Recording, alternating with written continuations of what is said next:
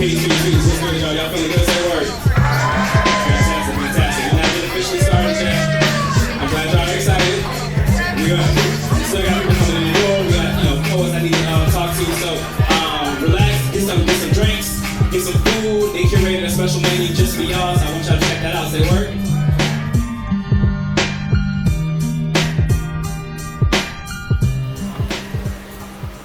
The sun beats down on what whiteness calls a wasteland. Steam resurrects from city streets. Sweat leaks from the skin, smells like soda. Smells like lemonade that contains no actual lemons. Smells like water full of lead poison, like a Flint, Michigan faucet. Would be the perfect summer though, for an orange slice, all organic whole cucumbers cut into coins, but no one can buy that here. Because ain't no Whole Foods in the hood. They get meat that is met with expiration before it meets customers. Vegetables soaked in salty cans taste like bullets. Used to be bullets or badges or shackles. Shit, you can still taste the racism in these cotton picking greens because ain't no Whole Foods in the hood. In war, they cut off the food supply so the enemy starve. This ain't just food deserts, this desert storm. This a war on health. Trying to bury us in our own bodies, but we have always been seeds. They try to turn that soil into concrete, and that black still ain't crack. We, the people here, we know how to grow survival because ain't no Whole Foods in the hood. Drugs are more accessible than pears or progress because ain't no Whole Foods in the hood. They want our bodies, but they want to give us diabetes, so ain't no Whole Foods in the hood. We took your God-forsaken groceries and made ourselves immortal. We had to, y'all, because ain't no Whole Foods. Y'all are fast learners, I like y'all. Welcome to the Food for Thought Poetry Slam, y'all. Make some noise, make some noise, make some noise.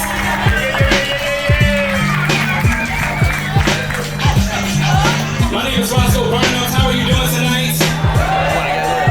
It's so beautiful to see the city support poetry like this. Alright, so Poetry Slam is a spoken word composition. Composition? It starts in the composition notebook. A Poetry Slam is a spoken word competition.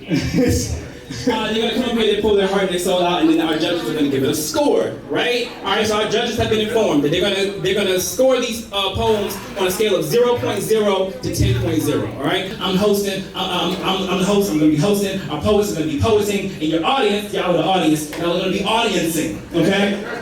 All right, let me tell you how you audience, all right? When I call poets up to the stage, you're going to clap for them like you came just to see them, but you're going to do that for every single poet that touches this stage. Say word? Alright, you guys understand those very conflicting messages? Fantastic. Alright. So, are we ready to start a poetry slam? Make some noise.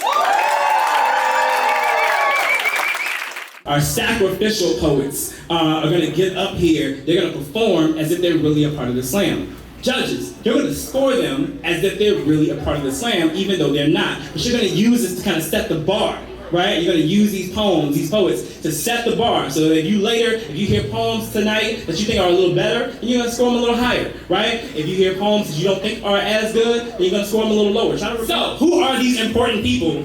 Who are these important people that we have judging tonight? First up is Doug. Let's show some love for Doug.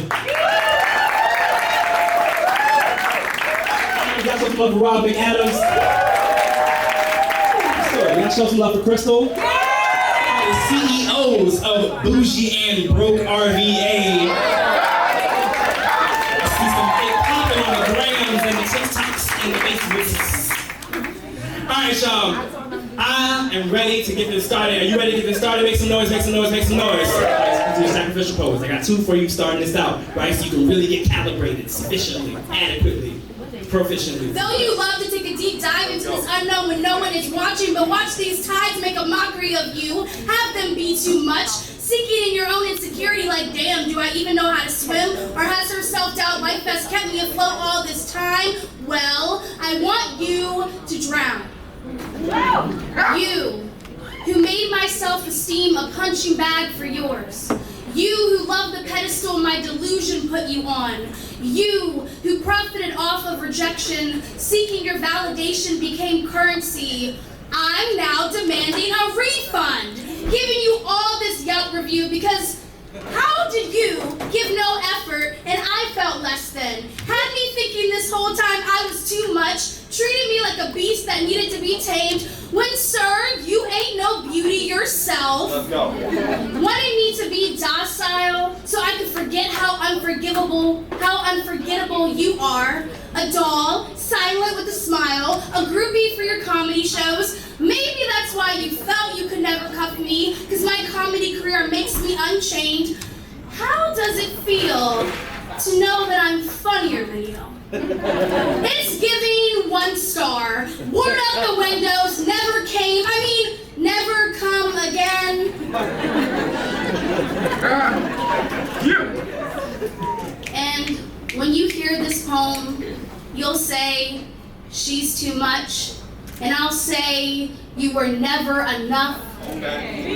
I've realized all the times you tried to dim my light, it's because you never felt free. And you can't blame me for escaping the trap so I could finally fucking shine. Against my smile, instead of that noose he had always promised me in hindsight, I owe you a thank you letter. Remind me I will write it later. Yeah. The second time he hits you, it'll be hard. Steely as the eyes of some seasoned first responder, he will wrap you tight in a blanket of excuses. He didn't mean it. He promises this time, never again. You know how he gets when he's too tired. When you push his buttons, why'd you have to go and push all his buttons? Baby, I'm sorry. It's not my fault. I'm a monster. I love you too much. I am drunk with it, unstable. It comes shooting out of my body like missiles, like cannons, like my fingers are drones, and your body is a country I cannot help but invade. I have laid claim to you. You are mine. If you leave, I will kill myself. When you crack the bathroom door to speak the pleading knife from his hands, understand this is the only opening that he needs. Now he knows you will take it. Now he knows you will stay. The third time he hits you, you'll call your sister. You'll tell her everything. Hang up when she begs you to leave. The eighth will taste like the flinch will be all that you know, dear Barbara. You seem like a nice enough lady, and it's a shame that my story will only ever know you as sacrifice, but your cheekbones look stronger than my children, so those will have to be the things he breaks instead. I am sorry. Come on, poet. I pray you will be safe here in his cold heart, no hard feelings, you know. I could have stayed if I wanted.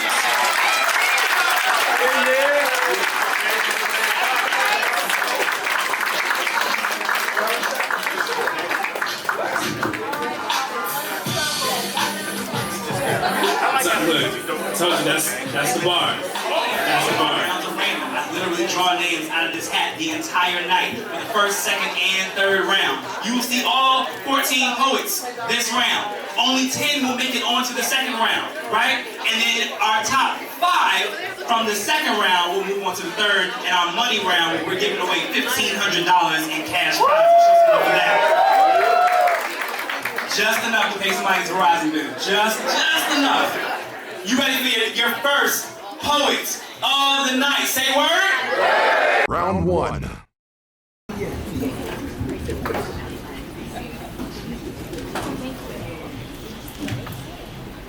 This conversation has yet to get old.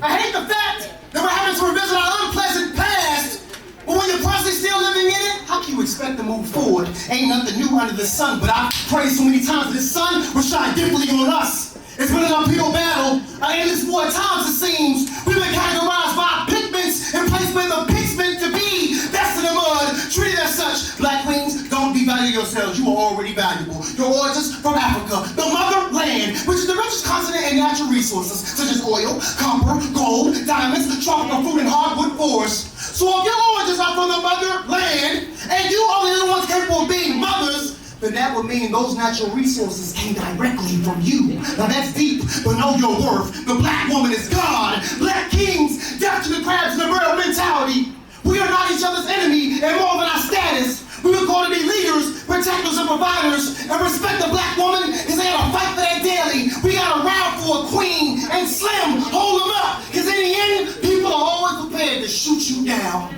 Together in unity. And you may take a lot of losses, but even if your win's low, family matters. My brother and me, sister, it's a different world in living color. But there is no other way, because we'll continue to be mistreated, be harassed by Cosmo, like to take a shot for no apparent reason. Be deleted, race and incarceration and life without paroles. With a white portrayed history, but you can't paint over this blackness. The first African slaves were brought to the Jamestown colony.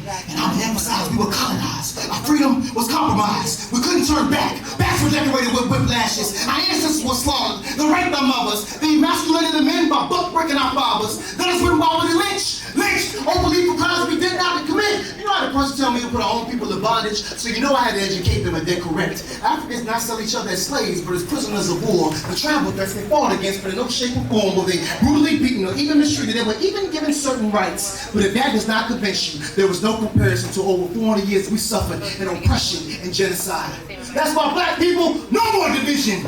So I imply we multiply and remain unified. And we're all a part of this, because in that word unified, there's a you and I. And if we simply took the time and took the book off the shelves, we'll realize that our biggest competitors is none other than ourselves. But let's make this one thing clear. We will not be silenced. This melanin ain't mellowing. I'm going to say it loud, even if you're not black. We are black, and we are younger rest feelings. Thank you. Stop beating. In between my visions, I have lost my vision. Upon conquering my self-reflection with the sense of value, but losing sight has made me less insightful.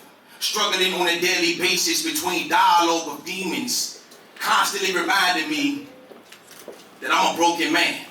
Shattered into millions of pieces with secrets upon secrets. I never knew my disparities would make me a disparity. Hyperventilations lead to miscommunications. Trying to explain yourself to yourself is always a problematic equation, like isolating your ex by subtracting from both sides. It's not how you always find value in this world. But the world don't seem to speak a mathematical language. Like 1 + 1 is 3, 4 - 2 is 5, 6 divided by 6 is 6. No correct steps that add, subtract, or divide. So I multiply these thoughts of reason to give me reason to write this poem. Flipping the pages of a life's manuscript, demanding answers for a question like, why does the world speak with a broken language? Standing in a dark room, spinning thoughts on a pad. I was told to express myself, but spoken word always seems to fall on deaf ears. But I hope they hear my screams screaming from the wall, baptizing the names of my forefathers, shackled with fear and anxiety, with contemplation of suicide. But is it still considered suicide when you're surrounded by a world that has already died? This is what happens when you let your demons make your decisions, like loving somebody that really hates you and killing something that really gives you life. But broken people always make broken decisions. I've tried over the years to stitch myself back together with glue and tape, but never managed to construct a solid foundation. As I watch my insecurities pour out the cracks in my state of being while spelling out my name. Coward. You can never face the man in the mirror if you never acknowledge the boy that was broken. Like, how can a son to his mother that he was molested by her oldest son? Or how can a daughter to her mother that she was raped by her own brother? Or how can a broken people teach people how to break themselves? Because family secrets always leads to family sickness. And now we have a generation of hashtag Me Too's, like me too, you too, I did it too. Sweep it under the rug, but now we have mental issues like I want love, but I don't know how to properly love myself. Or if he hits you, that means he loves you. Or I love women with low self-esteem is because my mother never demanded nothing higher than herself. I never asked to be broken. but it's my God-given right to be prepared.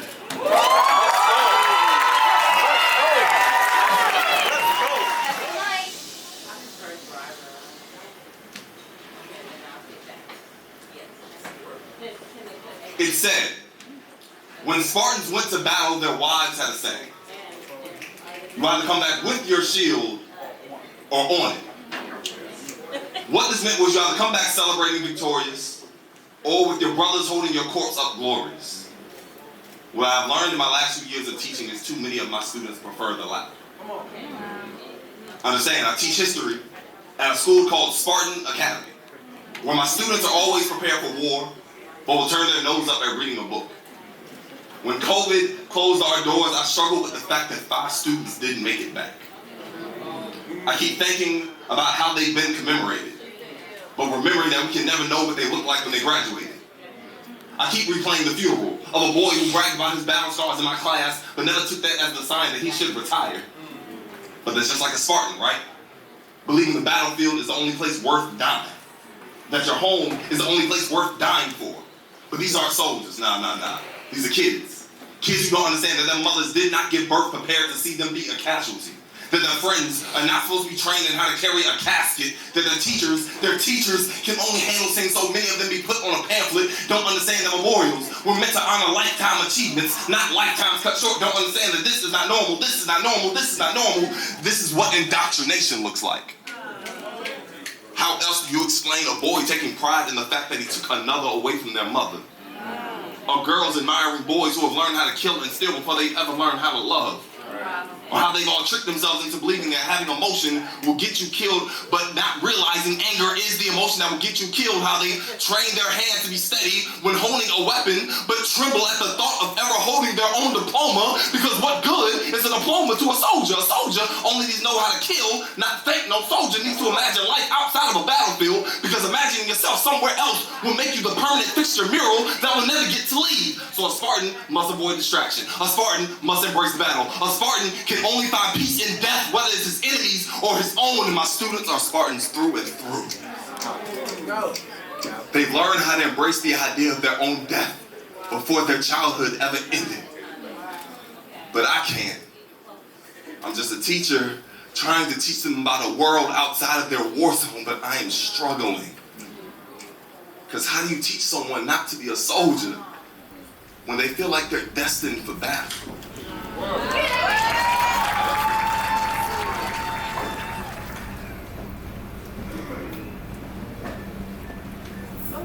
At Chesapeake Alternative School, Jada was my first student.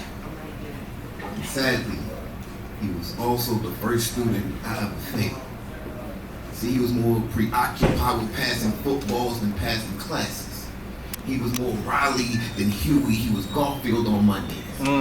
Head laid down like life lasagna was laid on too thick. His teachers would deem him lazy. They OD instead of letting sleeping dogs lie. They prescribed tongue lashing for apathy. Then wonder why he's fluent in profanity. It might just be his native tongue. He was Charlie Brown with NFL aspirations. As soon as he wanted to play, his grades snatched the ball away. His faith and dreams became so loose, he fumbled them, stopped receiving, engaged in his block, found out he could get his corner back. So his football and school career came to a tight end. Now, words from cheerleading teachers amount to peanuts when no other adults showed face before. You can play next semester, sounds like trombone. Wah, wah, wah, wah, wah, wah. We just gotta try harder, sounds like wah, wah, wah, wah, wah, wah. Please don't give up, sounds like wah, wah, wah, wah. Pigskin drops in pig pen. Jada was schoolwork undone, project unfinished, question unanswered. He earned a grade of I. See, an I means come back and finish the course, but Jada never came back because an I turns to F when the course is over, but the work is left unfinished.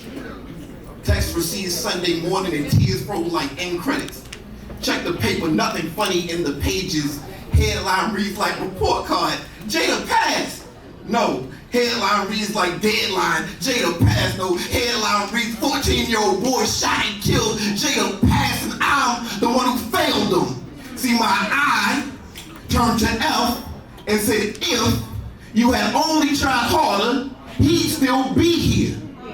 And I've been trying to find my good in the grief, but all I ever hear is womp womp, womp womp, womp womp.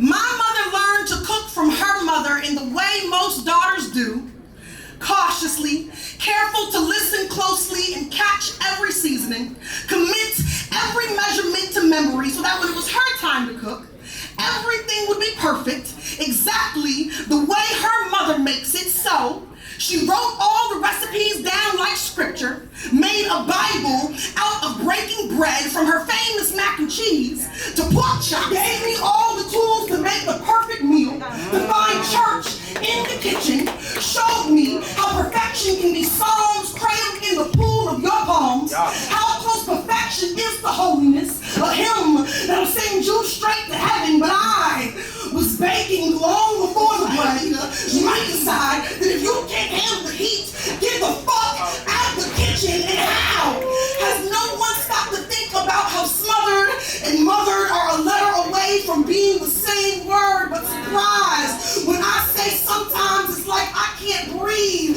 under her chapel of a roof, how I can't cook always seem to hold between the lines of a cookbook, a Bible, a joyless smile, a recipe for the perfect girl, or a life where all your work is whatever the fuck you cook today, or whatever accomplishments anyone else deems worthy enough to feast upon. And I refuse to continue to feed those who could care less if I starve, as long as they got to suck these ribs clean. But it's hard. It's hard for me to fault my mother, or her mother, or her mother's mother, knowing every mother who ever lived was once a daughter too.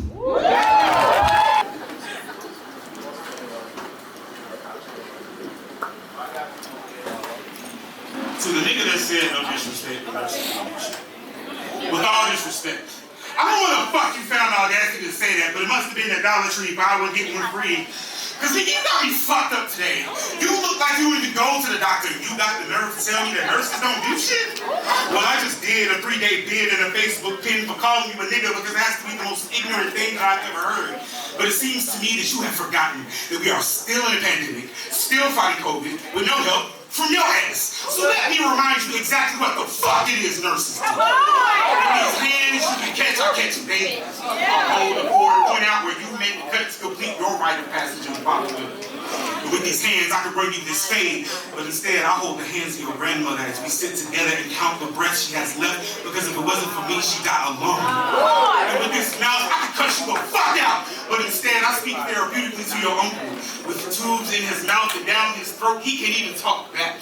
He's sedated and paralyzed and on a ventilator with IV lines straight over his body like it's woven into a machine, but I still talk to him like a person to remind him that even though he feels like a pincushion, he is still a human being. And with these arms, I can body slam you, but instead I console the mother who I just had to tell lost her only begotten son in the drive-by. And then I did everything I could to save him, but it wasn't enough. And you saying I don't do shit? Nigga, I have touched your whole family. Do you even know how hard it is not to grow cold when I have watched several people die, yet somehow I maintain my sanity? Numbing every day, yet still finding a way to preserve my humanity? See, there is a reason why us nurses are 3 times as likely to have a substance abuse problem than the rest of you in this room, because some days it takes a little bit more than therapy to process all this shit. And on the days that I actually don't do shit is when self-care is a priority task. And see, us nurses are the experts at taking care of everybody else, but we often don't do shit for ourselves. So sometimes self-care for me looks like I don't do shit. And on other days, the strongest thing you can do is walk away from something. And every day, I choose to walk away from my depression and feeling like I am not doing enough. Because every time I walk into that hospital, I have to lay all of that to the side to be strong for you. So the next time you go to the hospital and a nurse like me saves the doctor from accidentally killing your black ass, remember this day and how you were talking reckless. Because the same nurses you just disrespected will be the same ones who saved your life. And I dare you to tell them they don't do shit.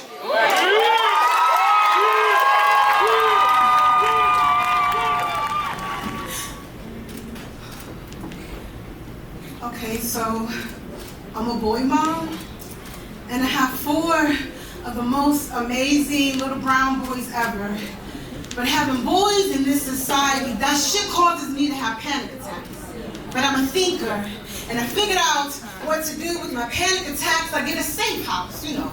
A house with a panic room. See, I need a whole space to place my nerves, a space where my boys can put their black boy magic, cast spells over their pain. But these brick walls have to remain safe. I mean, home is the last place I fear, but y'all, sometimes I'm afraid. I'm afraid I will be a falling foundation, a crumbling brick wall designed to protect my children, reminding them of their own brown bodies, both can be fired upon and hardened. I need a safe house so my sons can scream their fears yet still be soft like clay and unbothered by police brutality. Because let's face it, at any moment my boys know I could be the next Breonna Taylor, laying in bed with my youngest because he had a bad dream, and pow, pow, pow, pow!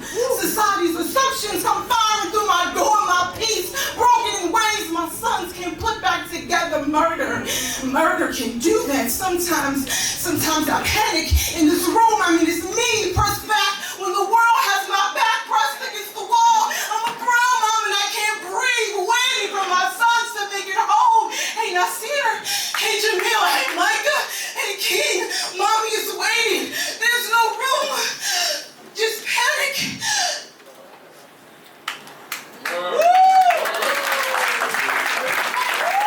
So I grew up in Williamsburg, Virginia. And maybe about 15 miles down the road, including traffic in Hampton, that's where the first slave was traded. Flipped like a house, sold like property, probably still seasick from the boat rocking, standing on an auction block in front of a sea of people that didn't see him as people. But he stopped, looked me in my eyes through the tunnel of time and said, son, you don't gotta be afraid. Like nowadays, I ain't afraid of y'all judging me. I'm too big to fit your noose and hang from your bigger tree, cause I'm the bigger tree, planted like Alex Haley's roots by the brook, producing that good fruit. And the wise street philosopher Tupac said it best, the blacker the berry, the sweeter. And I am the greatest easel of art ever painted blank, the cleanest slate of blood ever seen vivid, like the living waters and living colors that rush through me from LA to Mississippi, Beverly Hills to the boondocks, the walking paradox, the cresting wave meant to crash. So enough of the drifting. These reality checks are meant to be cashed, and I bet you, I'm willing to bet you that as he stood there, I'm betting that his C6 stagger started turning to swagger.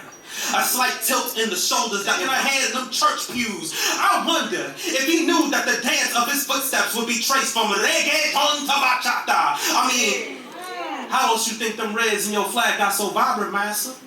Who you think made them blues so deep?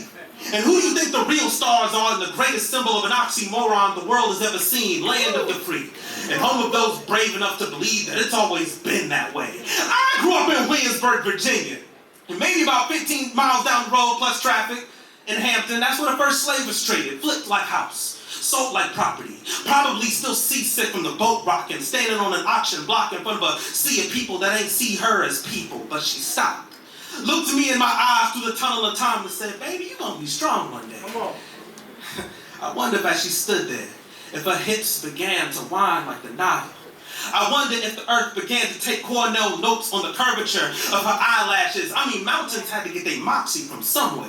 The sun had to get inspiration from somebody. I wonder if her hair began to weave itself into star-mapped tapestries to freedom. Yet ideas still being stolen from the womb of her mind like babies that never got a chance to say, I'm gonna be strong one day for you. And I wonder if as they stood there, if they saw their babies being killed before they got a chance to say, I love you. Buried in coffins no bigger than their toy boxes. Lifespans about as long as a barcode. Like another product to be sold. I grew up in Williamsburg, Virginia. Maybe about 15 miles down the road in Hampton, that's where the first slave was traded. Flipped like a house, sold like property, probably still seasick from the boat rocking, standing on auction blocks in front of seas of people that ain't see them as people, but they stopped, looked me in my eyes through the tunnel of time and said in perfect unison that we gonna still overcome. My baby don't mess around, cause he loves me so, and this I know for sure. But does he really wanna? But can't stand to see me walk out the door.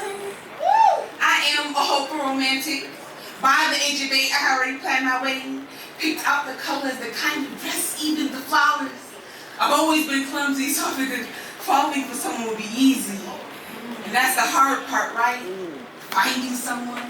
I just knew time would reveal my Mr. Right, but in the meantime, 8-year-old me fantasized about a boy whose last name would taste like wedding cake.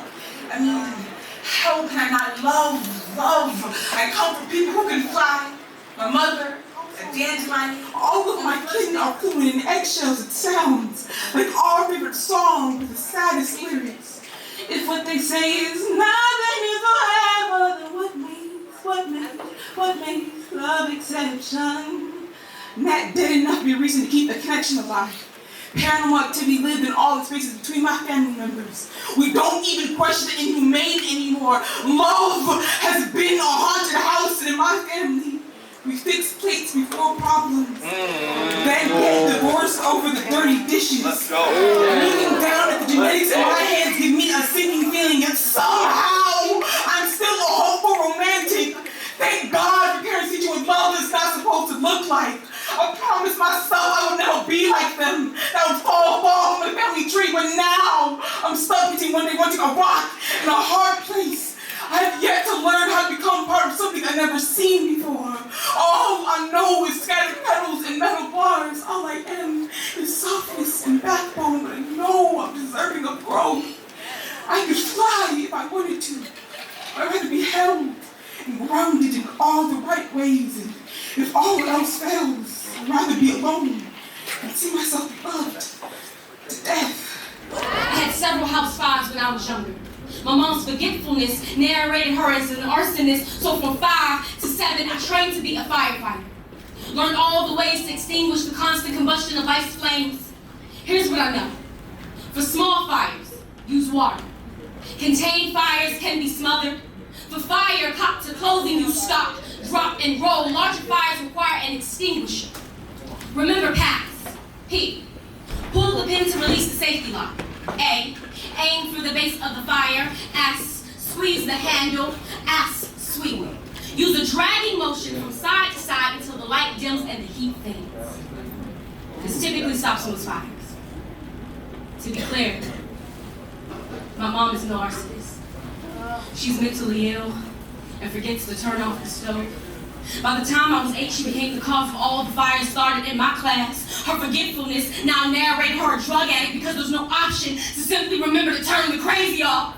A classmate asked me, "Why's your mom outside talking to herself?" Students erupted into a flame of laughter, cackling until their lungs burned. Embarrassment engulfed me. I tried to fight fire. I used water. I cried until they stopped. But that didn't stop me from being choked up at the smoke of their allegations. So from then to now, I've been a full-time firefighter. Using only 3 ways to extinguish the flames of falsehoods. 1, I smothered the blaze. I covered the curiosity with an explanation as to why my mom's not saying. 2, I stopped, dropped, and rolled with the punches of each insult. I had a joke about how my mama's so damn crazy. 3, the extinguisher. Remember pass. P. Pull the pin to release the safety lock on jaw and finally say what needs to be said. And did anybody snicker at my mama's schizophrenia again? A. I aim for the base of the fire. Find the one who sparked the conversation about my mama in the first place. S. I squeeze these hands into fists. I make an example no one will forget. When they think about parting their lips, they'll be reminded they are no match for me. S. I sweep. I use a dragging motion from side to side to fight them down to the heat.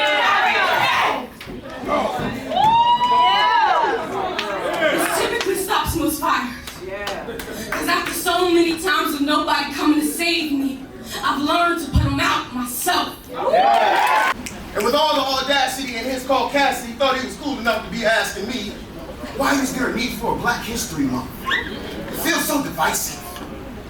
Well, Chad, I understand your issue with this kind of exclusion. See, when the world usually revolves around you, it might be hard for you to understand that we think our own space is beautiful. You're probably tired. Scrubbing our blood off of your roots might be a tedious exercise, especially when whitewashing usually cleans your prints off of history pretty easily. I imagine it's being something hard for you to swallow without causing cotton mouth. How you had the digestive system of the Middle Passage to gulp down this kind of genocide without burning up the bones. But I see you as a starving soul, desperate for someone to understand your kind of diet. How we don't go down well with your white wines. It's why you always try to devour us in small and bland and appropriate, because the rare truth be too bloody for you.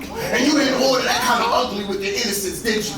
See, the taste of Gabriel's conspiracy, smothered in the stone of rebellion, served to you on a bed of Nat Turner's revolt, might be too spicy for you.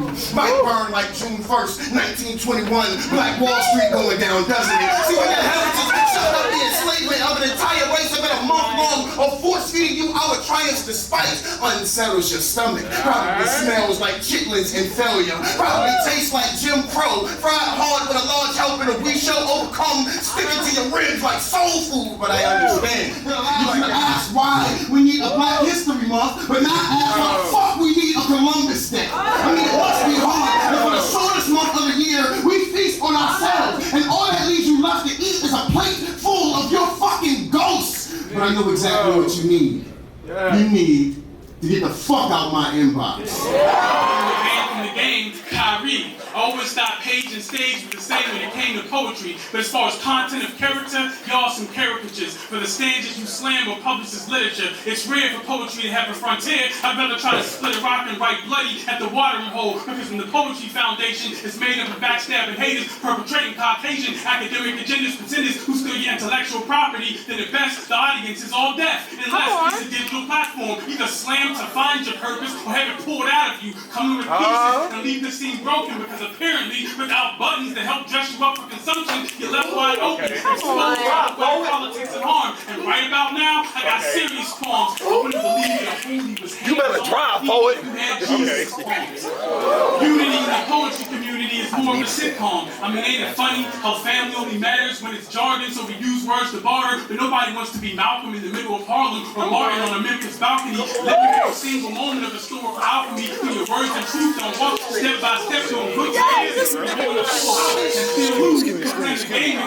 Plus, when it comes to training your girlfriends and political issues, you just blackish.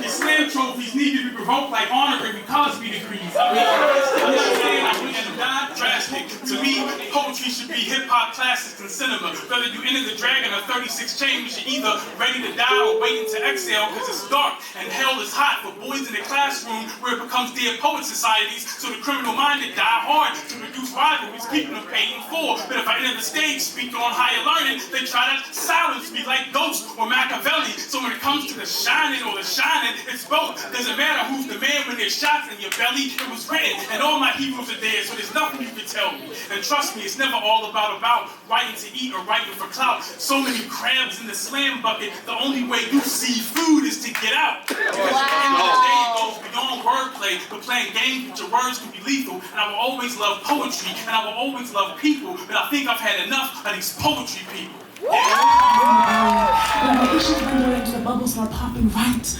above the surface, right above the surface. I love how I get out feeling clean, renewed, fresh, how I can feel every synonym you can think of for blessed and dry my dreads, prepare for bed. You see, the thing about baths is sometimes they can't wash off everything. Like the rape that stings, hot breath breathing down your neck from a stranger who brings handfuls of confusion and anger to an 8th grader after sped practice. Picture this, classmates gone, ground is wet, outside school camera faces us, so now no one can forget except you're told it only records live footage but doesn't save it. I scrub and scrub, but still feel dirty right below the surface. Isn't it funny how that works?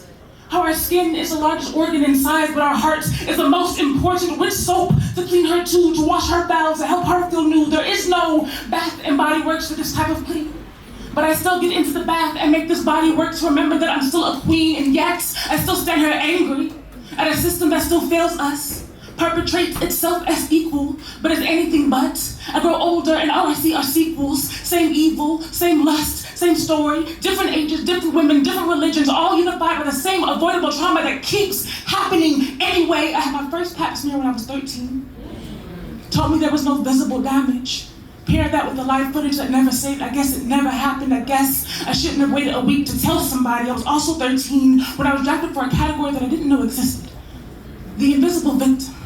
I guess it's why I learned to make my pain invisible too. I guess the blessing So I is the inside of my Shadrach, Meshach, and Abednego. Be all first name basis with faith.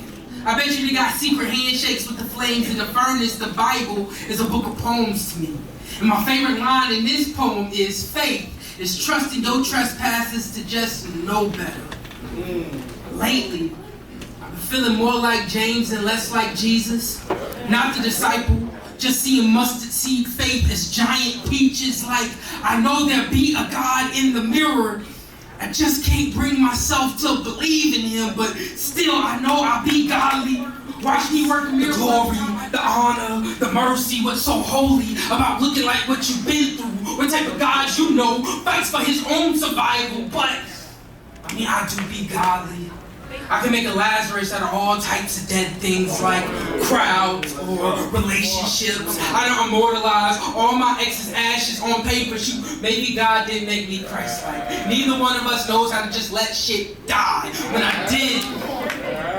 I did go to church, I spent most of my time in the back pew questioning scripture like, did Jesus even ask to be resurrected in the first place? Or what's eternal life to boys who still live like ghosts? Or wouldn't a crucifixion be considered a suicide today? I mean, the Son of God wakes up one morning, right? Looks in the mirror and don't see his Father in his face no more. Feels like his life is worth more giving instead of living, and even with his last breath still sends up questions for the Almighty. So yeah, in all the worst ways possible, I am more Christ-like than a lot of niggas. My demons multiply like 2 fish and 5 loaves. I done turned down water for wine. Let them spirits take hold of this temple. My friends play blind to my mental illness. Now I help them see, and even still, after I managed to crawl out of an oceanic abyss, I took the time to teach them how to walk on the waves of depression. For God so loved his niggas that he didn't want to give them the trauma of his own funeral. But he stayed dressed for it. Always casket pretty. Always ready. Cause niggas love themselves on time. God. Round 2.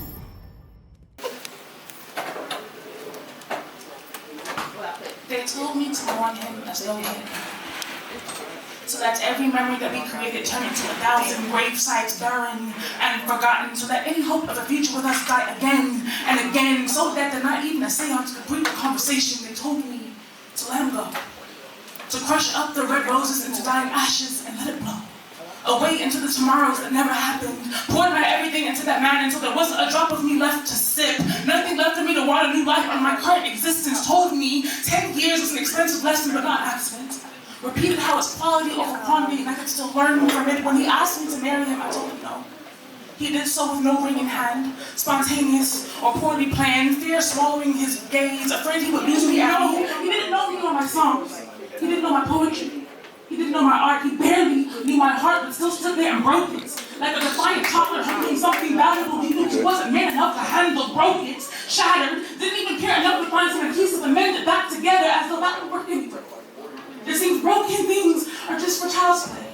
Juices are broken clocks, wasted my love and my time. You know, I told myself I wouldn't miss my gravesite anymore. That I'll just let sedimentary consume it. Let it become sedentary. Bury us layer by layer until it too becomes rose. I done watched them sweep things under the rug my entire life. You know how like nobody can go over Uncle Lewis's house for a sleepover anymore, or how everybody loves Uncle Grass, but he can't cross the threshold of my grandmother's house. Y'all, the men in my family got good intentions. I swear they do. They just more known for the destruction they leave behind. This bloodline be toxic in every sense of the word beaten. But the same men we call home, you know, it's crazy. The most stable man in my family is a 60-year-old alcoholic who suffers from seizures. He tells me, Jordan, I don't drink to forget. I drink to unlearn. Somewhere along the line, we started to call ourselves gods and scared the women into worship. And went back to those same parking lots and acted like we ain't seen nothing wrong. I want to say that we just didn't know no better. But them lies can't be washed down with 40 proof, Uncle Everett. Go in, poet. Last night I looked in the mirror, right? And I realized I got y'all eyes, and y'all smiles, and y'all same silver tongues, and I fear I might use mine one day to weave myself into the same protection of the same women y'all been beating and bruising and breaking my entire life. I know that this family tree got rotten roots, and if it falls, and no one is around to take the blame, but the men I left holding the axe, was it ever really standing in the first place? Wow. Go ahead, poet. And there are people like you who have led to their harming of self enough. This isn't a conversation. It's not a debate. You don't even have the decency to love your own people, so why should anyone have to tolerate your hate? To the parents willing to trade in your responsibility over your offspring's natural identity, you no longer deserve your children's love, but they will still give it to you because they're better people than you. When your heartbeat lacks the same flexibility as their gender fluidity, maybe it's time for it to stop beating. Did you know Black Jesus can't stand your ass? I can. God said you was trash, and it's gotten off your last nerve for the final time. Forget emails and social media. Your way of thinking is canceled. Your harmful ideas are deleted. You claim to be here in the name of blackness. I don't believe it. Have you ever seen a ghost cry for help? I've died 1,000,000 times, been reincarnated into so many breaking things. This time, I came back as a poet, and I find it ironic to inhabit a body that has made an art out of Lazarus. It's a miracle every time I survive my own performance. In a past life, I was a surgeon, fascinated by the hemorrhage, the clot, and the opening. Called it a traumatic injury, but in this body, I pronounce that as a poem. And I begin writing pain so intimate that when I close my eyes, it's my hands on the knife. This is what's considered a healing experience. Poets are competitive spirits, and the afterlife is made of their best highlight reels. They say, go in, remember why you wrote it, and I revisit my tombstone like I'm told to. I built a community out of the graveyard, settled into my story like I have nowhere else to go. I hang up these same bones in the same closet every night, and it holds me like a casket. Promise me this hurt is not going anywhere. Battling mental health feels like a gunfight, and I keep bringing the wrong piece. There's a problem if I need coping mechanisms for my coping mechanisms. I mean, ask yourself, if this body falls and everyone's around to hear it, how long till the applause stops? Who is to blame? Ghosts are invisible, and on stage is the only dimension I feel seen. Only time I deal with these memories when I'm imploding, when I'm a breaking thing. I thought I was creative enough to save myself. Conjuring up this much honesty was the work. But poetry is not therapy. It's an exorcism. Summoning trauma by its name. Telling this body is a temple till it's temporarily holy. And hollering when name one thing a poem has done that a haunting hasn't. And you know ghosts, and I know death. I've died 1,000,000 times still. All everyone wants to hear about is the resurrection. There are 1,000 words for survival, but none for life after. How do I remind this body that is worthy if I keep dragging it back to the sunken place? Will I ever be able to rest in peace if I never live in it? So this poem is for the DeAndres, who say women get men out of character without acknowledging the fact that they've been playing a character in the first place. But that good guy act only gets you so far. You swear you needed to have the beauty of the ball, but when she rebels, she ends up with bruises from the beast, and that's not it. It's for the Antoines who say their best friend got me too by some bitch, instead of saying that best friend is in fact a rapist. Took her cries for consent and her yells for yes. So yes, this poem is for more than just one fucked up man. It's for all the men that give us women a bad feeling in our guts without ever having reached them. It's for the overturning of Roe versus Wade. It's for every man that gets a say in pussy they ain't getting. Be so balls deep in the conversation about contraceptive, they don't realize we never consented to their opinion. And at the climax of this debate, Men can't come to terms with the fact that 82% of us women can't come for them. So I got a suggestion. The next time a woman's room is called into question, men don't answer, because you don't have the answer, Sway. So it turned out Sway did have the answer, but I promise you niggas still don't.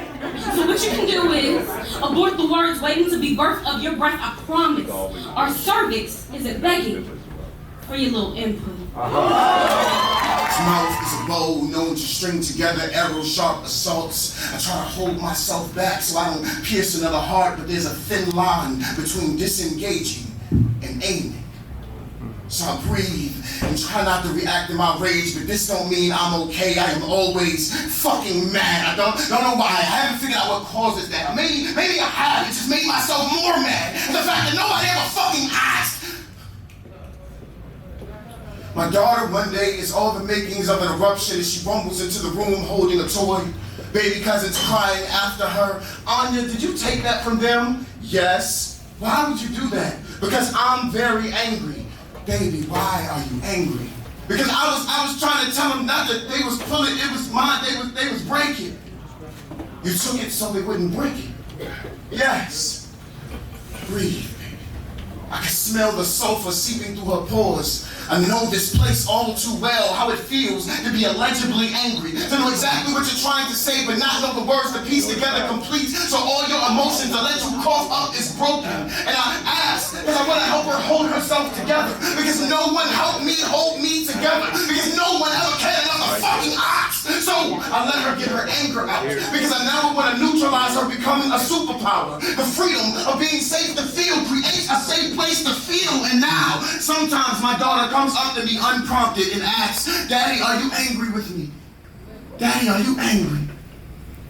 And I have to extinguish lava-filled lips and try not to burn my baby girl, because I am angry at so much. I'm angry that she even has to ask me this. I'm angry at life for being such a bitch. I'm angry that I'm too broke to cherish everything priceless, at smiles for sale and price tags on happiness that are way too high. I'm angry that I can't afford my heart, but my heart is so free to give of itself in a world that only values what it can take. I'm angry that I'm a product of my mother's mistakes. I'm angry that my father was no Mufasa. All he left me was his scars, and now I'm just an elephant graveyard of a man, wondering how do I shine when I am always nowhere the light touches. I'm angry that everyone could question the stability of my emotions, but nobody ever asked me why I'm mad. Nobody ever fucking asked. And my daughter comes up to me and asks, Daddy, are you angry with me? No, baby. The last thing Daddy could ever be angry at is you. But thank you so much for asking. Pretty and powerful, can't comprehend all that beast in this body. He wonders how such ugly words could come out of such a pretty mouth. Like you ain't never heard a siren scream before. Like woman ain't always been both monster and Mona Lisa. This mouth was a machete before it was ever Michelangelo. Before it ever painted or prose, it was a pocket knife. Sharpen anything long enough and it becomes a weapon. And men don't want weapon. No, men want mouths that are malleable, soft, easy to bend, easier to brand. And the boy calls me pretty, but says nothing about my poem. Right. Because he'd rather all this Medusa sit silent, doesn't get turned on by my trauma, would rather me a mute or a dog or something he can fuck that won't talk back. I want to say, I eat boys like you for breakfast. We're never built to handle all this beast that these stars never needed your approval in the first place. That I was Lilith long before I was Eve. Something of your worst nightmare or your wet dream, and it terrifies you. That me, a banshee in a chapel, could make you feel this close to God, and I get it. Only men are allowed to be sexy and powerful, or sexy because they're powerful. Yet, here I am, a Shakespearean saga or something, born from an epic boy. I'm the biggest beast that ever dared bark, a lockjaw Loch Ness, a tidal wave of teeth. The way I speak, like the bass bleeds from my breath, how I walk are made of nothing but whispers. The boy wants the Pandora's box, all this power. Let's go. Wants to put me in a cage where pretty girls go to die. But what's a cage to a girl born with all these bars? What's a prison to a gorgon of a goddess? What the fuck is a boy anyway? To all this goddamn beast.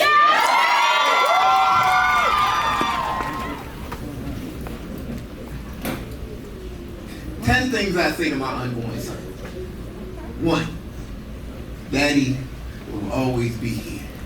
2, sometimes in life there will be things you don't understand, like chess positions you won't find in a book, so every move looks like a mistake.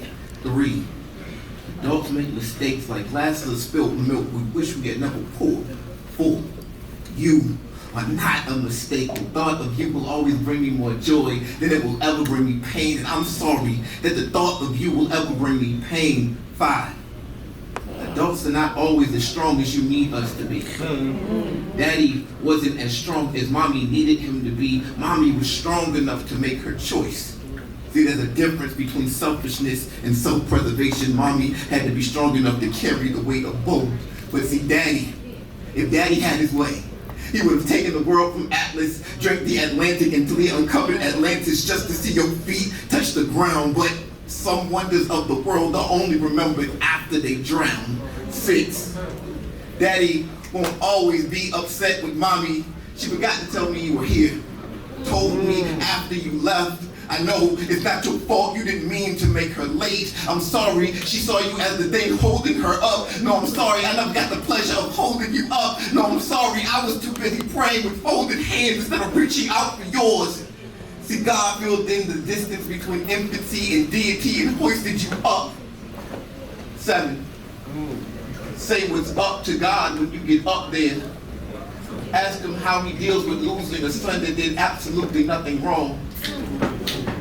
See, because you were never born to be born again, so did you really have a soul that could be saved from sin? Wait, I get it now. Your heavenly body was hereditary. Because your mother, she was my world, but she eclipsed my sun, making her my moon. Now nothing in my soul or system is setting right. 8, remember, in life ain't a damn thing promised. People will tell you you are worthless just because they are willing to pay for something perfect just the way it is. They will always choose themselves over you. If I could, I would give myself up over you. You are a mountain the size of a molehill and there is no getting over you. 9, people keep trying to convince me that you never existed.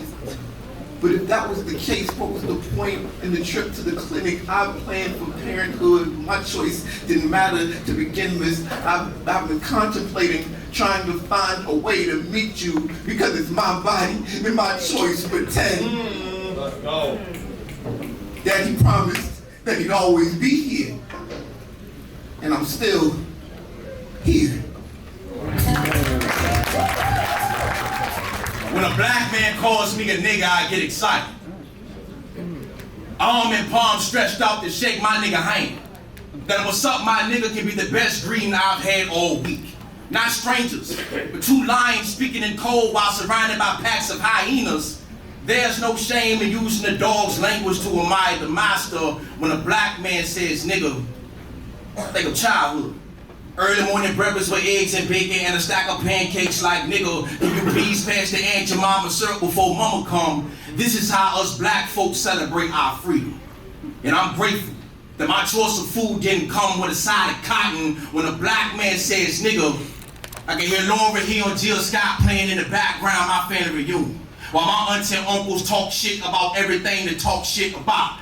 Family gossip, the Redskins, racism in America, and the time of day when Jesus is supposed to return. We said grace, while our elders say amen with the scent of Hennessy on their breath like nigga. Ain't that a contradiction?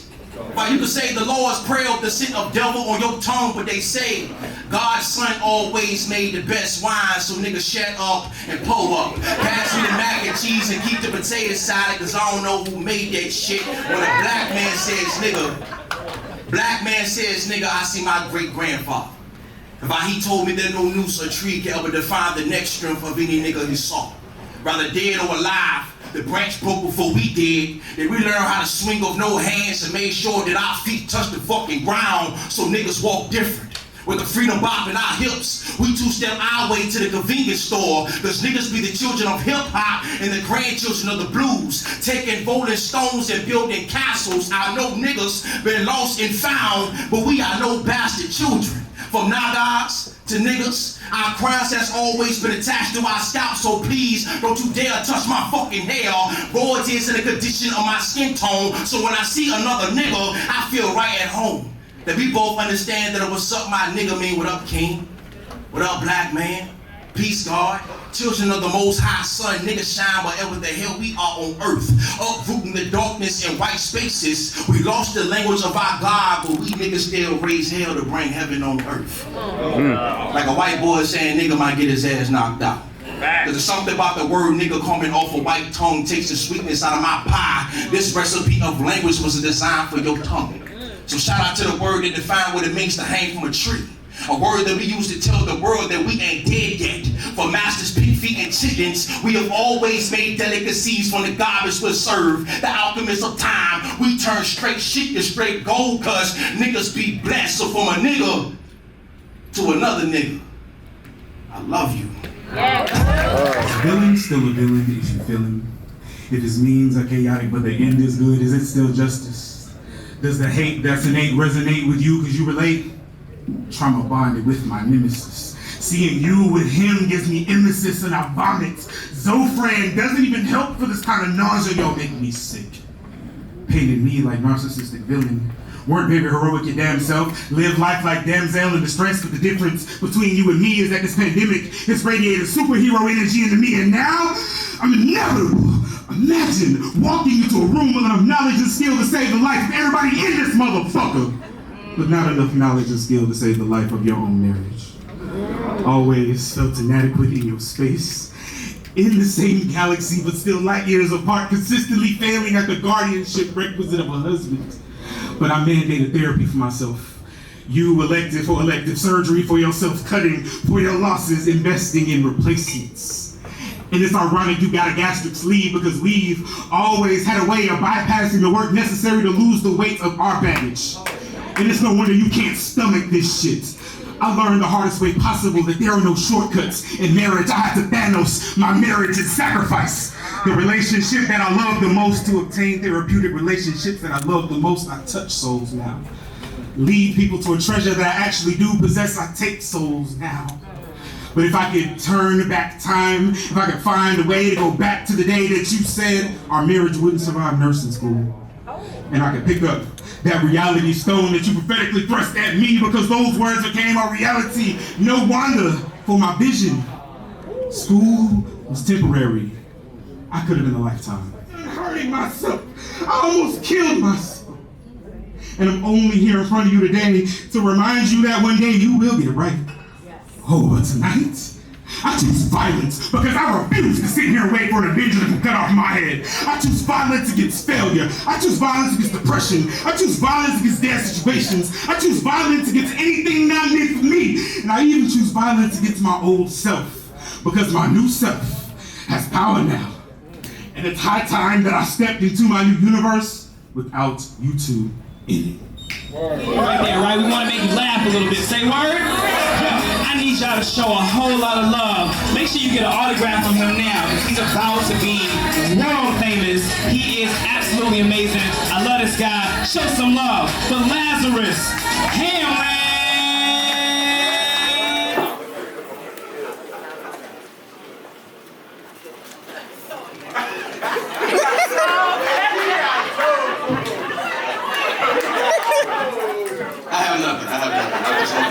I just always wanted to do that shit. I wanted to do what everybody else was doing. I said, that shit worked though. Y'all got quiet as a bitch. I like that. That shit works. I'm doing that in every other show, nigga. When I see a nigga talking, just take it. Do a quick little prayer real quick. That's all right. How y'all doing? Y'all good in here, Sunday service people? It's all right. I ain't never been to a poetry slam before. This is real sexy in here.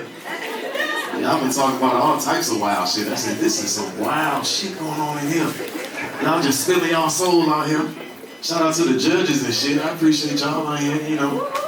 Shout out to the white judge though, boy. You a real nigga for your scores. You really don't give a fuck. That nigga, since the first round, every score that nigga put up, fuck off. He don't give a fuck about none of that shit. He is unbothered, nigga. I came here to do a job, and that's what I'm gonna do, nigga. That's alright, shit. I've been sitting over there the whole time and thinking, what the hell am I gonna come up here and say and shit? People out here talking about social justice and love and all I had was titties. That's all I had. That was my plan. That's a lot of titties in here tonight. That's what I'm big titties, little titties, small titties, round titties. It's just a plethora of titties. I like titties though. I appreciate titties though. I like big girl titties. They're my favorite titties. Everybody got a favorite titty though. They long, they soft, they just... Y'all ain't never seen them. Y'all crazy as me. I like the Cougars too, but I know it's past their bedtime and shit. They in the bed rubbing their feet together right now. That's the shit I like. I like them Cougars, man. They fit my lifestyle. Cause I gotta get up and go to work in the morning. You know what I'm saying? Cougars get fucked about 7:30, 8. That's my time. I ain't going back to the house. I ain't gonna be out here all night. It's wild out here in these streets. I'm trying to get out the streets, so I don't want to be out here no more. You know, I was in a relationship, but you know, I cheated and shit. It wasn't my fault though. It wasn't my fault. I blame God a little bit. He thought I was tougher than I am. That's not my problem. I knew she was hood when I pulled up on her. She was smoking a Black and Mild down to the plastic. I said, damn. Damn, baby, you don't care about cancer or nothing, boo. You just that's how we get down. Okay, I see what's going on. So I'm laying on the bed, you know, Dick Sling uniform, I'm ready to go, you know. And she come out the bathroom tripping on me like, oh my God, what the fuck is you doing? I'm like, what's wrong, boo-boo? She can say, you got your feet on my bed with my head at. And I'm like, baby girl, you ain't got pillows or a headboard. How the fuck am I supposed to know your sleeping arrangements? Ain't no clues, ain't nothing on this bed to let me know which way you lay. Like, it's just this one fitted sheet I'm supposed to know. That shit pissed me off. I deflated it too when I left. It was an air mattress. Like, you're not about to start on me sleeping on breasts. That's what the fuck we're not about to do. We love you, we thank you, and I just wanted to say on behalf of Sunday Service Soul Food, man, y'all just keep being yourselves, keep supporting these venues that host these type of events for our artists and poets and comedians and DJs and all that stuff to grow. And I love you. The kitchen's about to close. Get your orders in soon, and we'll, you know, back to the show. Appreciate you, Scott. Chef Charles, y'all clap it for Chef Charles. Your support means everything. Say word. Word. This is how we keep growing. This is how we grow as a community. This is how our artists continue to do their art. Say word. Word. So we appreciate you. All right. So you know what? We are. I know it's getting late, so we gonna jump right back into this. Say word. Word. So look, I know we had a little break. We had a little comedy and all that. So we gonna get a sacrificial poet to come up, spit a piece, right, and then get back into the third round. Say word. Word. Okay. Let's go.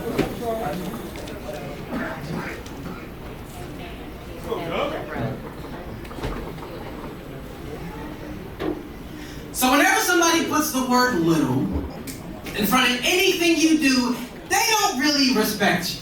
Oh, I heard you got a little girlfriend. Oh yeah, you did start that little business. So finally, when somebody asks, how's your little poetry thing going? I got a little perturbed.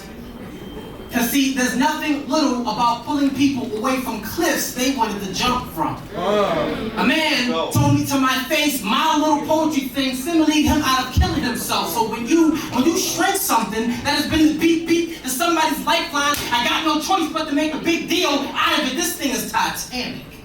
So while you may not be equipped with the everyday task of helping to save this world, let me remind you of the things my little poetry thing be doing on an everyday basis. Check. My little poetry thing once reminded a woman her beauty was contingent on nothing. She cried to me. She said, yo, that is my story. My little poetry thing once reminded an addict that he wasn't one. He believed so much he quit. I got a friend. Her little poetry thing stopped a man from putting a bullet in his own chest. And another friend, little poetry thing told cancer to fall back. back. My little poetry. Suicidal thoughts, it's eviction notice. Now, you got an awful lot to say about my little poetry thing. But let my little poetry thing catch your little thing outside. Head to head, my little poetry thing can punch your little thing in the mouth. Matter of fact, my little poetry thing could end up at your child's school and remind them that they can be anything that they want to be. But it doesn't matter where they came from, the right words can take them anywhere. Like right here, right now, yo, this poetry saves lives. And you never know when it's your turn, someone in your family needs a little poetry thing to remind them that they can still make it. Watch your mouth. A little poetry thing might just save your life next. That's the little things, ain't it? But how's your little thing going? You know, that little thing where you belittle other things because you don't have a thing large enough yourself. Did your little thing ever unslip a wrist before? Ever heal someone, ever speak someone alive again? See, when life comes back and asks me, what did I do with the gifts that I've been given? I got 1,000 testimonies. Where's yours? That every hero has powers and wears capes, some wear pins and use ain't. This little poetry thing, it may not be big to you, and it may not be big to you, and it may not be big to you, but when it comes to saving somebody's life, we get the job done. This poetry thing makes a huge impact every day. And manages to find just enough time to have this little conversation with you. So next time you ask me about my little poetry thing, I don't get perturbed. I smile and humbly say, it's going great. And that impact is bigger than yours. Thank you. The number one fear in the world is public speaking. Say word? Did you know that? Number one fear in the world, the entire world, is getting up in front of people and saying some shit. Alright? And not only are they saying some shit, they're saying some deep and some powerful shit. They're saying some vulnerable shit up here. Alright? So that's hard to do. There's a lot of bravery that goes along with that. Say word? Final round. I won't free that my choice won't a choice that I was going to eat regardless if I liked it or not. And growing up in a household where no is more curse word than nigga means no gets caught in the back of my throat like neck bone, a thorn in my thorax waiting to be hacked up like ham hock. No, be a barrier, be a boundary, a broken bone and a bullet begging for me to pull the trigger. So the first time I told a nigga no, and he didn't listen, my body froze. Remembered supper time before I could and said, you better eat whatever crosses your plate. You ain't going nowhere till that shit is spotless. Be grateful you have anything to eat at all. So I was, and I did, because that's what good girls do. Shrink ourselves until we're small enough to swallow whole. Let our bodies be a rest stop. Force feed ourselves collard greens for 20 years instead of saying no thank you. I hate that shit. So when I have kids, I'ma make sure they know that no be a battle cry. A dare you to fucking try me. A goddamn right, because God forbid their autonomy be absent. God forbid their bodies only know what it can do for others. God forbid they choke down nose like chewing gum and spit out sanctuaries like sunflower seeds. No is my new favorite word, as in no. You can't fuck me or no. This shit ain't yours. This shit all mine. No, you don't tell me what to do with this body. No, I don't want none of your nasty ass motherfucking collard greens. Reminding me of how many number ones he has. See, my dad is the best slammer I know. He's been the inspiration for all of my poems. For him is never the luck of the draw, but the power punch of his performance that leaves me in tears by the end of all of his bouts. This man is a walking 30, a trigger warning on repeat. He has so many titles. They have begun to decorate me in bruises. See, I've been on the opposite side of his greatest hits. His two fists have made a 10 out of my whole existence. My dad slammed so hard he thought to teach me how not to butt into grown folks' business. Teach me how not to leave that child's place. Teach me how not to flinch in public so no one can read the closed caption of what happened behind closed doors. My dad ain't the type to extend his arms for embrace, but can damn sure turn a hug into a chokehold. He still slams my mom in front of me, getting me into a child's place. So I know to bite my tongue. I bite my tongue and write, knowing he'll see more bars than I can fit into this metaphor. Whether he sits at them or behind them, he will only ever be halfway home. And on the day he finally makes it, he'll show up with an attitude that can fix mine. And I blame myself. Say just a feeling. The last time he put his hands on me was earlier this year. The last time I recited a poem about his abuse was earlier this month. And I'm starting to realize my father will never stop giving me new poems to write.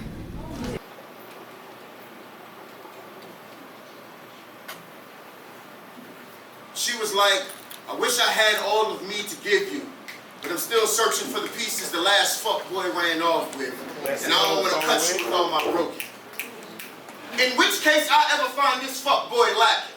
Let's go, poet. She was a firework that I want to explode into beautiful with, but you were the last spark to set her off until you left her burnt out and ran away with a new flame, and now she's scared the bang ain't worth the ash. A goddess who reserved a spot for you at her altar, but you had atheists in your eyes. It's a bad religion that made her believe her holy was a lie, and now she don't believe in nothing.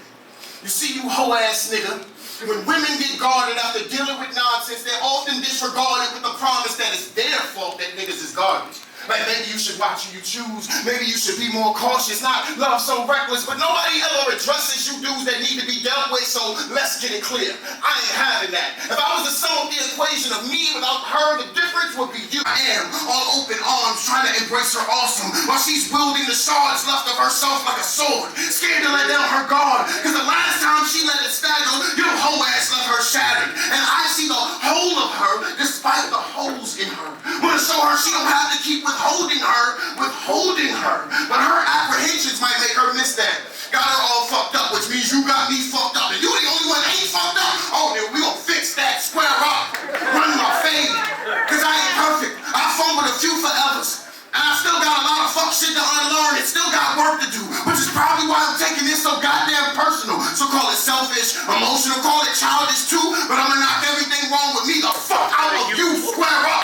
Take this L as a lesson, boy, listen. Sometimes the most valuable wisdom is gonna cost you an ass whipping, cause all you leaving is a bunch of pure hearts that find it hard to trust, and genuine hearts pull up, and you find out you done fucked it up for all of us. Well, this is karma, bitch. I'm about to fuck you up for all of us. Square up. You're gonna have to reevaluate your ways. You left a hole in her heart, and I'm just trying to fill a space, and if that means I gotta drag your whole ass up out the way, then square up. Run me my goddamn fade. So us poets, we call this our safe place, where black folk come share stories about how we survive. Surviving in a world where God don't look like your mama. It's the blasphemy that I was fed as a child, but here we pray to be happy. Not God fearing, but God loving. Using this art to love thy neighbor as thyself is a form of self-care. This is where we meet God face to face. Name won't mention in scripture. To face the music in this country and dance to our own rhythm. How dare white men touch my black soul and call it American? But my black skin wasn't beautiful enough to walk through front doors, but ugly enough to be the monkey on stage. Cause Claude and Langston taught us how to write poems. Big Mama Thornton taught us how to sing the blues. Billy never had a holiday, but we celebrated strange fruit. From the blues, jazz, rock and roll, and hip hop, this monkey that's entertained the world. That's taught black people to go ape shit when the world throws you a banana. Cause in this black space, this monkey is a man. The mirror lies better than we do. I want truth. Victor, I hate you. You're a coward who only passively follows his passion. You've wasted most of your life trying to be a writer, but you're actually average. In denial that maybe metaphors are just a mask for madness, a magic trick that makes insecurities vanish. If people are poems, then editing is surgery with just pens for scalpels and a crowd full of numb anesthesiologists. New suicide notes loaded into ink cartridges. You were never a poet, but an actor this whole time. Your smile a masterclass in the craft of lying to mirrors and loved ones. You would lose to yourself in the verses just because your reflection is so ugly. being an introvert who hates his own company. You can't control your anger. Your life is a writing workshop where every first line is a disclaimer. You're a good person, not because you want to do good, you just don't want to be bad. You're the only ineffective father who's not actually a real father. You're afraid of having biological children because you don't want to be like your dad, and he's dead, and you're next, a professional poet. Nigga, you can't even afford where you live. Vulnerability, your best ability is your availability to give away things you don't have, like time and love. Slangston is a slave name. Victor is a damn shame. Your words don't matter. What's the matter? I hate you! It's crazy. No, insane. How hurtful the things are that we say to ourselves each and every day. These are just some of mine. But imagine if we did the exact opposite for just half of the time. If we possessed that much darkness inside, what would happen if we turned on the light we hide? How bright in place tonight. Coming all the way from Baltimore by way of Pittsburgh. Show some love for Maya Wright.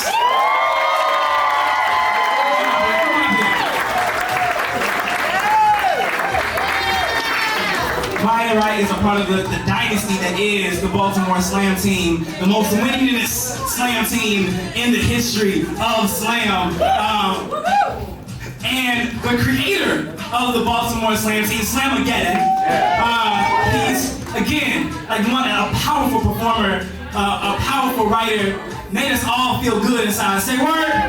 Show some love for the legendary Slangston Hughes.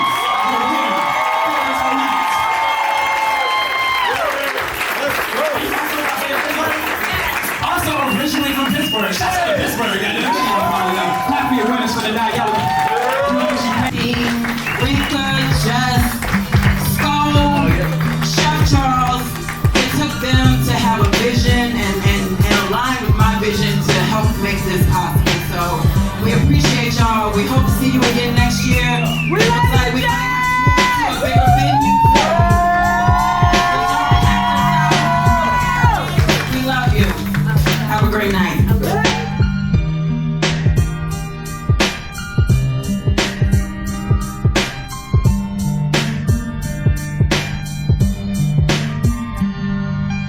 Every old president's to represent me. Every old president's to represent me. Every old president's to represent me. Every old president's to represent me. I'm out for presidents to represent me. I'm out for presidents to represent me. I'm out for presidents to represent me. I'm out for presidents to represent me. I'm out for presidents to represent me. I'm out for presidents to represent me. I'm out for presidents to represent me. I'm out for every old presidents to represent me.